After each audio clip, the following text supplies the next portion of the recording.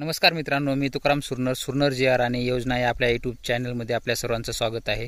आजच्या व्हिडिओमध्ये आपण पाहणार आहोत की रब्बी हंगाम 2024 साठी तुम्हाला हरभरा, ज्वारी, गहू असेल या ह्यांच्यासाठी पिकांच्या अनुदानावर बॅगा मिळण्यासाठी तुम्हाला ऑनलाईन अर्ज कसं करायचा त्याबद्दल आजच्या व्हिडिओमध्ये आपण सविस्तर माहिती पाहणार आहोत।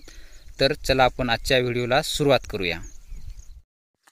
तुमचा महाडीबीटीचा जे काही आयडी असेल ते तुम्हाला आयडी पासवर्ड टाकून ओपन करायचा आहे। आयडी तुमचा ओपन केल्यानंतर तुम्हाला इथं अर्ज करा हा ऑप्शन दिसेल, अर्ज करा यावरती तुम्हाला क्लिक करायचं आहे। हा आयडी तुमचा फार्मर आयडी असेल तो mahadbt.maharashtra.gov.in यावरती तुम्ही रजिस्ट्रेशन करू शकता नवीन वेळेस। त्यानंतर अर्ज करावरती क्लिक करायचं आहे। क्लिक केल्यानंतर तुम्हाला इथे कोणकोणत्या याच्यामध्ये तुम्ही अर्ज करू शकता इथे तुम्हाला दाखवेल, कृषी यांत्रिकीकरणामध्ये, सिंचनमध्ये, बियाणे, औषधे व खतेमध्ये यामध्ये तुम्हाला क्लिक करायचं आहे।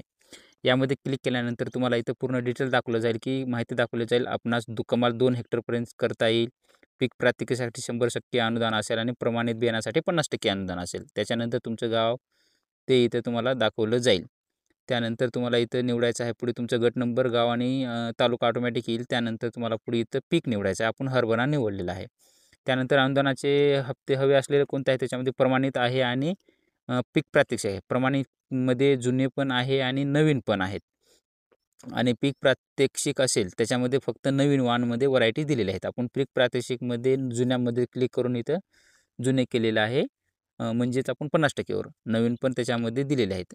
जुन्यामध्ये आपण जॉकी, बँडवाटा त्याच्यामध्ये व्हरायटी दिली आहे त्यावरती क्लिक करायचं आहे आणि किती क्षेत्रासाठी पाहिजे त्यावरती तुमचं क्षेत्र क्लिक करून त्यावरती जतन करा यावरती तुम्हाला क्लिक करायचं आहे। क्लिक केल्यानंतर तुमचं जे काही अर्ज असेल तर तुम्हाला इथं घटविलं जाईल, घटक यशस्वीपणे सबमिट केला आहे। आपणास आणखी काही निवडायचं आहे का, जर करायचं असेल तर येस करायचं, नाही तर नो क्लिक करवरती क्लिक करून तुम्हाला इथं पुढे यायचं आहे आणि इथं अर्ज सादर करावरती क्लिक करायचं आहे।